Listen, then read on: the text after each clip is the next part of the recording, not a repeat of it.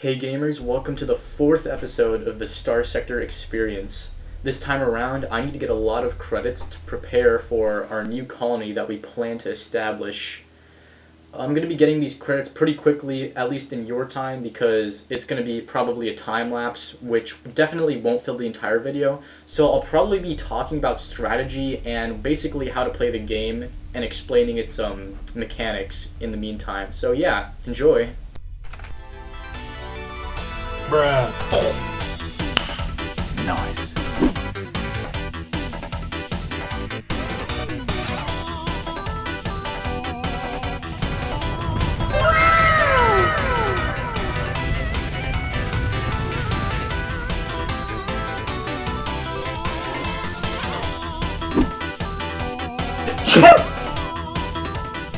Oh shit. Here we go again.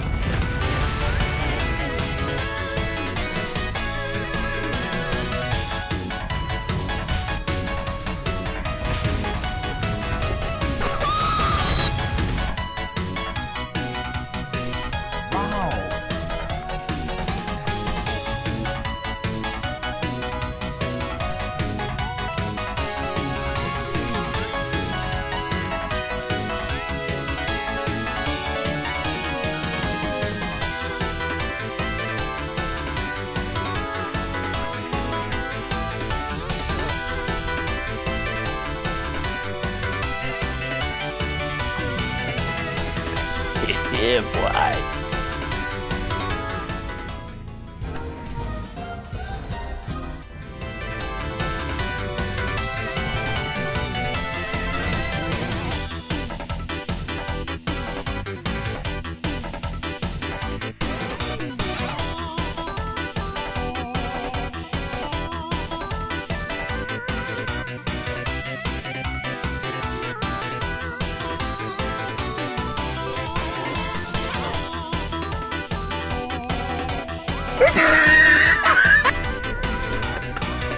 Hello there.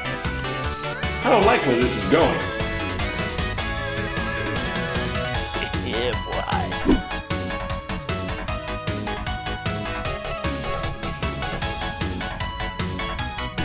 Oh shit. Here we go again.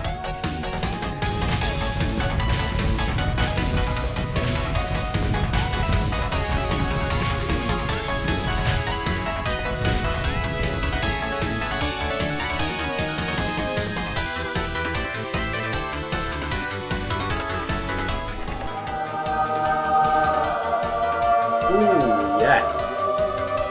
Yes.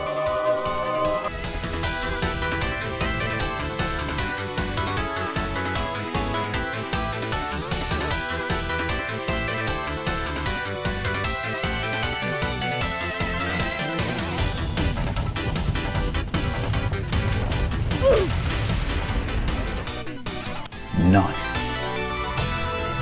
Boy!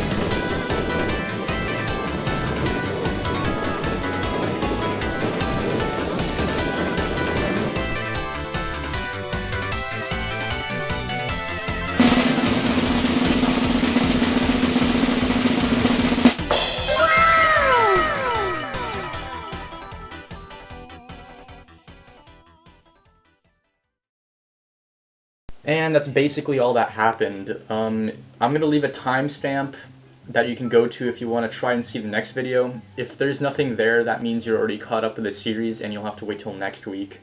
I'm going to go ahead and talk about basically what happened in the combat scenarios, especially the one where I lost my capital ship, because that was a pretty dumb mistake.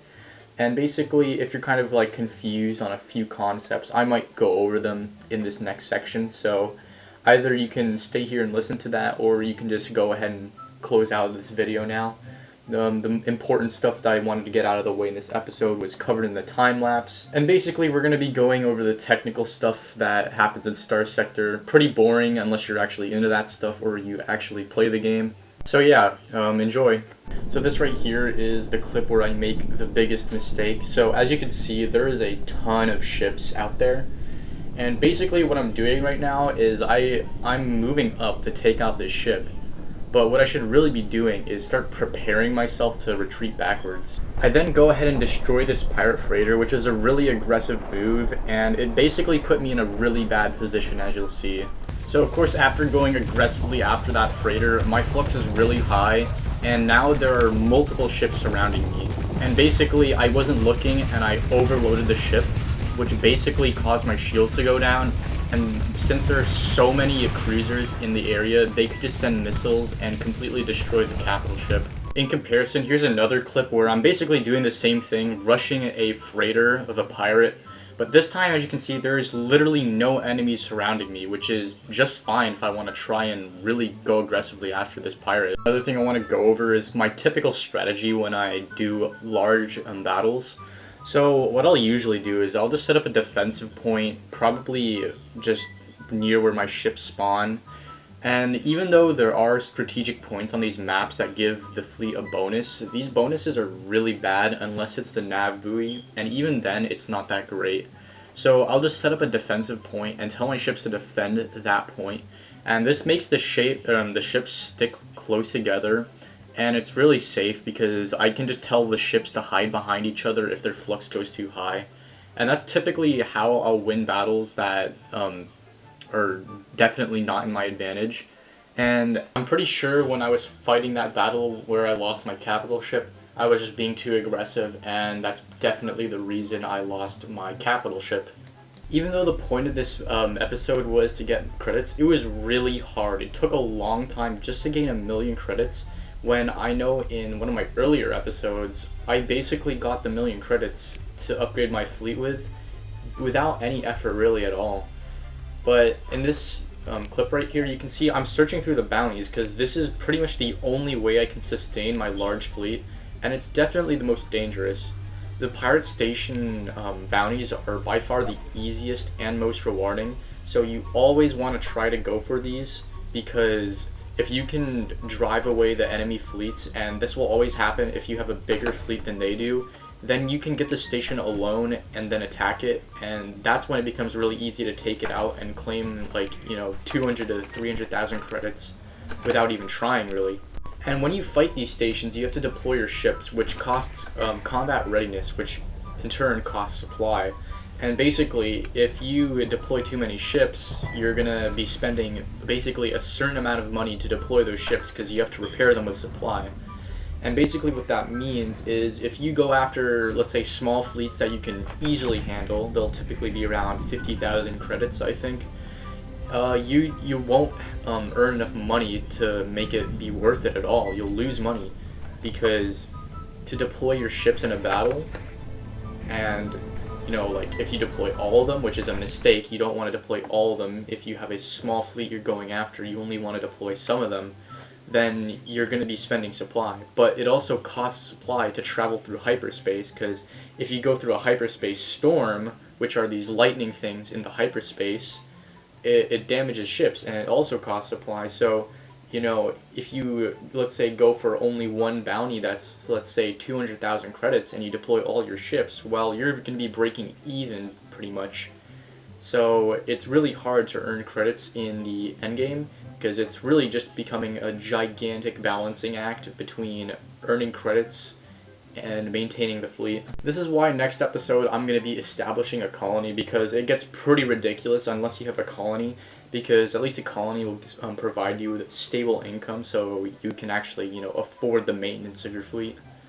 It's also good to know that you can actually store your ships on planets, but you'll have to return to those planets to pick them up, so just bear that in mind. But when you store your ships, you don't have to look after their maintenance, and they won't get damaged in hyperspace, meaning that you won't spend as much supply. And what that's going to do for you is you're just going to be able to do trading profitably in the central systems. And that's exactly what I did when I was in the central systems in the time lapse. I stored 4 of my biggest ships at one of the planets, and I was then able to make just a slight amount of money off of the transactions, because even though in the time lapse when I was doing trading, it looked like I was making bank, I only ever showed the profits I got off of selling goods.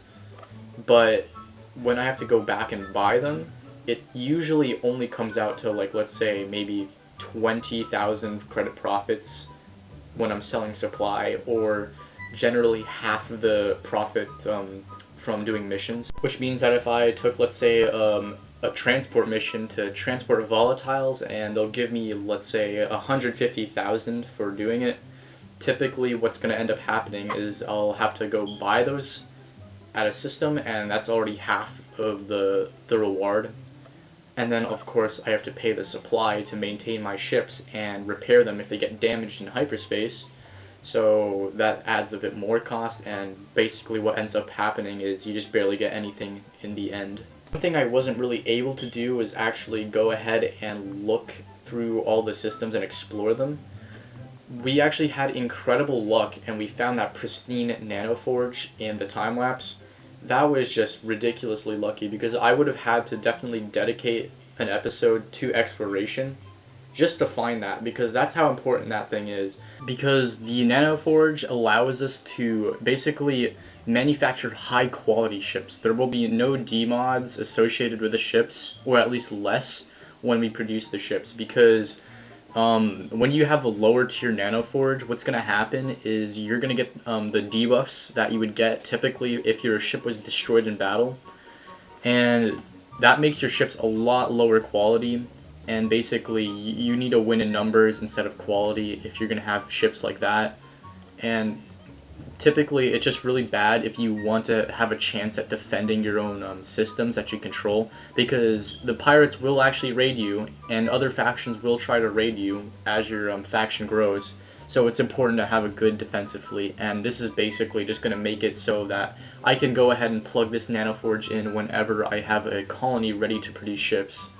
Our exploration game in general was just really lucky. If I hadn't found not only the Terran world and the 2 habitable worlds with the cryosleep ship, I'd probably have to dedicate an episode to exploration, because what I'll typically do in my playthroughs is I'll keep my fleet small, I won't upgrade it, make it really low maintenance so I can make money off of the survey missions, and I'll go ahead and survey just a huge amount of the Starsector map, and then try to find a colony. But we found 2 really good locations pretty much without even trying, so I'm just going to go ahead and take those locations and use them. That's going to be all for this episode of Starsector. If you like my content, subscribe, maybe like the video, it helps out. Next episode we'll be establishing our colony, and yeah, that's it. Later.